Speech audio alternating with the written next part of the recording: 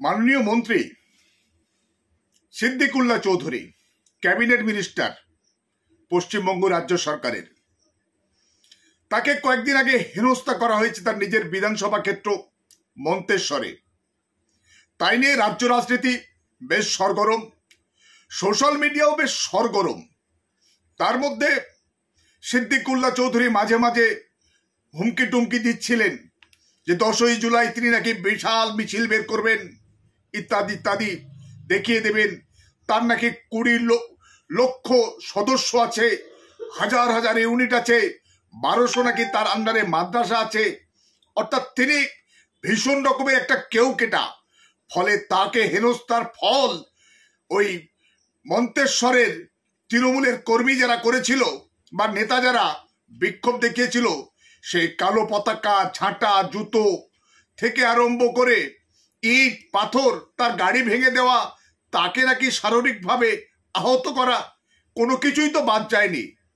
ফলে তার পরিপ্রেক্ষিতে সিদ্দিকুল্লাহর একটা গুরুত্বপূর্ণ দাবি যে তাকে আঘাত করা, অর্থাৎ সিদ্দিকুল্লাহ চৌধুরীকে আঘাত করা মানে পুরো মুসলিম সমাজকে আঘাত করা।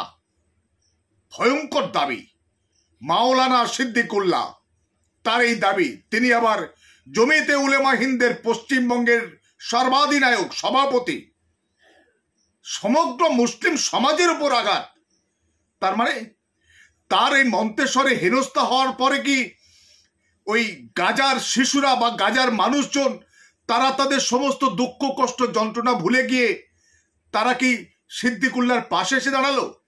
নাকি ইরান সেখানে যুদ্ধের যে দামামা চলছে সেখানে তারা সাময়িক যুদ্ধ বিরতি করে সিদ্দিকুল্লাহর জন্য তারা কি গলা ফাটাচ্ছেন? নাকি সৌদি আরবের মুসলিম জনগণ তারা সিদ্দিকুল্লাহর জন্য তারা পথে নেমে প্রতিবাদ করছেন? নাকি ইথিওপিয়ার মুসলমানরা তারাও আওয়াজ ওঠাচ্ছেন সিদ্দিকুল্লাহ সপক্ষে?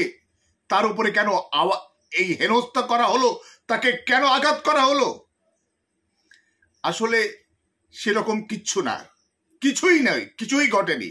পশ্চিমবঙ্গের মুসলিম সমাজ, বিশেষ করে মুসলিম সমাজ বলছি, তাদের মধ্যেও কিন্তু কোনো রকম কোনো হেলদোল নেই। সিদ্দিকুল্লাহর এই হেনস্থার প্রতি সাধারণ জনমানুষে কোনো রকম সহানুভূতি প্রকাশ অন্ততপক্ষে সোশ্যাল মিডিয়ায় ঘটেনি। সিদ্দিকুল্লাহর এই আওয়াজ মুসলিম সমাজের কাছে একটা ভুয়ো আওয়াজ বলে মনে হচ্ছে। বাংলা একটা প্রবাদ বাক্য আছে, গায়ে মানে না আপনি মোড়ল। আরো একটা প্রবাদ বাক্য, যে লোকে যারে বড় বলে বড় সেই হয়, নিজে যারে বড় বলে বড় সেই নয়। আসলে সিদ্দিকুল্লাহ নিজেকে অনেক বড় কিছু ভাবছেন বা দাবি করছেন বা মনে করছেন, বাস্তবে সেরকম কিছু নয়। সিদ্দিকুল্লাহ রাজনৈতিক জীবনটা একটু দেখে নেওয়া যাক। তিনি তার যৌবন থেকে দীর্ঘ সময় তিনি জাতীয় কংগ্রেসে ছিলেন। জাতীয় কংগ্রেস তিনি একাধিকবার ভোটে দাঁড়িয়েছেন। কাটোয়ায় তিনি ভোটে দাঁড়িয়েছিলেন, বিপুল ভোটে সৈফুদ্দিন চৌধুরীর কাছে হেরেছিলেন। তারপরে তার কোনো এক সময় মনে হয়েছিল তিনি নিজে দল করবেন, দল করেছিলেন পিডিসিআই। কিন্তু 2006 সালে তিনি ভোটে দাঁড়িয়েছিলেন পিডিসিআই বলে, কিন্তু পিডিসিআই তখন জন্ম হয়নি, কিন্তু তিনি ঘোষণা দিয়েছেন পিডিসিআই তৈরি হয়ে গেছে। আসলে নির্দল হিসেবেই দাঁড়িয়েছিলেন 2006 বিধানসভায় ভাঙড়ে। তিনি সেখানে বিভিন্ন মুসলিম বা দলিত প্রায় 18টা মতো দলকে নিয়ে একটা জোট তৈরি করেছিলেন। জোট তৈরি করে তিনি দাবি করেছিলেন তার পিডিসিআই 42টা আসনে লড়াই করবে। কিন্তু শেষমেশ তার সেই লোকজন মাত্র 4টি আসনে লড়াই করেছিল, এবং সেখানে তিনি সেই 4টি আসনে তলে তলে কংগ্রেসের সঙ্গে, জাতীয় কংগ্রেসের সঙ্গে জোট করে নিয়েছিলেন। এবং সেই প্রথমে তিনি 2006 ভাঙড়ে ভোটে দাঁড়িয়েছিলেন। দাবি করেছিলেন ভাঙড়ে নাকি তার জমিয়তে উলেমার লক্ষ লক্ষ সদস্য আছে। সেই ভাঙড়ে 2006 বিধানসভায় ভোটে দাঁড়িয়ে কত ভোট পেয়েছিলেন? 6059টা।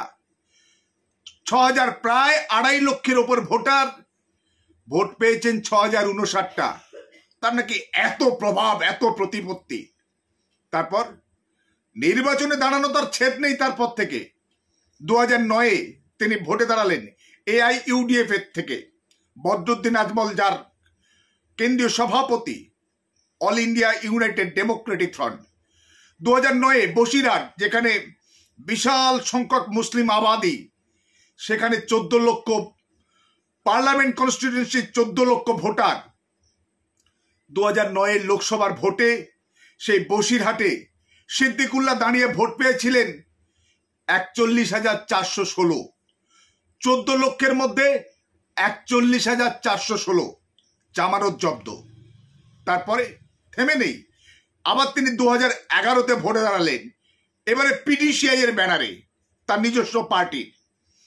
এবার কোথায় গিয়ে দাঁড়ালেন?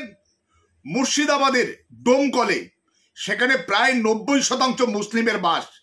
তিনি ভেবে নিলেন, মনে করলেন তিনি তো মুসলিমদের মসিহা, জমিয়তে উলেমার সর্বাধিনায়ক, তার আন্ডারে বহু মাদ্রাসা চলে, ফলে ডোমকলে দাঁড়ালে ধেই ধেই করে জিতে যাবেন। কিন্তু সেই 90% মুসলিম অধ্যুষিত মুর্শিদাবাদের ডোমকল বিধানসভায় তিনি ভোট পেলেন 4,922টা, মাত্র 2.84%। আবার জামানত জব্দ। তারপর থেমে নেই, থামার লোক নয়, আবার ভোটে দাঁড়ালে এবার ফের আবার AIUDF এর ব্যানারে 2014-তে আবার সেই বসিরহাট, সেখানে কত ভোট পেলেন? 25,178টা। 16 লক্ষ ভোটারের মাত্র 25,178টা, অর্থাৎ 2%, 2%। আবার জামানত জব্দ। শেষমেশ বদরুদ্দিন আজমল AIUDF ভেঙে দিয়ে চলে গেলেন। তিনি সুব্রত মুখার্জির সঙ্গে লাইন করে ঢুকে পড়লেন তৃণমূল কংগ্রেসে। তৃণমূল কংগ্রেস 2016-তে তাকে মঙ্গলকোটে প্রার্থী করেছিল, জিতেছিলেন। আসলে সেটা তৃণমূলের ভোট ছিল, মমতা ব্যানার্জির দলের ভোট, সিদ্দিকুল্লাহর ভোট নয়। তারপর মঙ্গলকোটে সেখানে তার বিভিন্ন রকম বদনামের কারণে এবং সেখানে চলতে না পারার জন্য কর্মীদের সঙ্গে তাকে বিধানসভা চেঞ্জ করে মন্তেশ্বরে নিয়ে গেল। সেখানেও তিনি জিতলেন। বিশাল সংখ্যক মুসলিম আবাদি, আসলে মুসলিম আবাদির জন্য নয়, তারা তৃণমূলের ভোটার, তারা বিজেপির বিরুদ্ধে ভোট দিয়েছিল। বিজেপিকে রোখার জন্য বাংলার শুভবুদ্ধি সম্পন্ন দলিত, আদিবাসী, মুসলিম সবাই ভোট দিয়েছে। সেখানে মন্তেশ্বরে সিদ্দিকুল্লাহ জিতেছে। তাকে মমতা ব্যানার্জি ক্যাবিনেট মিনিস্টার করেছিল, কিন্তু তিনি সেখানেও সাধারণ কর্মীদের সঙ্গে চলতে পারেনি বলে অভিযোগ সামনে আসছে। পঞ্চায়েত সমিতির সভাপতির মেমারি 2-তে নাকি সভাপতি করার জন্য পঞ্চায়েত সমিতিতে তিনি 40 লক্ষ টাকা 3 দফায় ঘুষ নিয়েছিলেন। তার এবং তার ভাইয়ের নাম জড়িয়েছে। সত্য মিথ্যা জানার আমাদের কোনো উপায় নেই।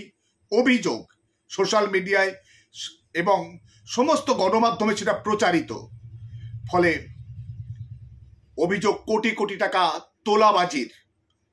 আমরা চাই এটা অসত্য হোক, অপ্রমাণিত হোক, কিন্তু একটা মাওলানা সাহেব, জমিয়তে উলেমার মতো একটা ঐতিহাসিক সংগঠনের রাজ্য সভাপতি, তিনি আজব দাবি করেন কি করে যে তার উপরে আঘাত মানে মুসলিম সমাজের উপর আঘাত? এটা তিনি খুব বড্ড বেশি গালগপ্প মেরেছেন। তাই তার প্রতিবাদ স্বরূপ এটা আমাদের বলার দরকার ছিল।